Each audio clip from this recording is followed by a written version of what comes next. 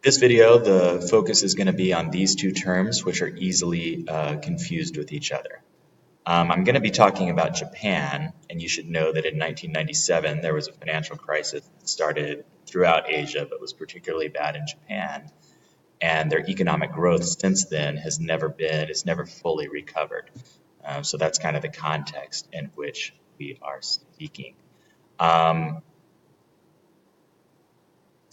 so looking at what we have here, the two terms that we're concerned with are disinflation, and that first of all is when the rate of inflation is still positive. That is, prices are still going up, but they begin to go up at a slower rate.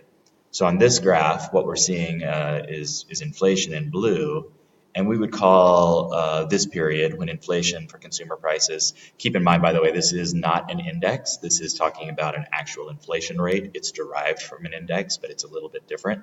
So it's saying that inflation for consumer prices in Japan were 2.76 in 2014. So prices went up by 2.76%. And then in 2015, they went up by 0.78%. So prices still went up by 0.78, but they went up at a slower rate, so we call that disinflation. Deflation is going to be whenever we see this blue line actually being below 0%. So prices are actually falling, they're a negative rate. A lot of people think that's probably good. They think deflation is a good thing because they like it when prices go down. And we have to stress the idea that it's not. And the reason for that is why I've put in constant GDP per capita.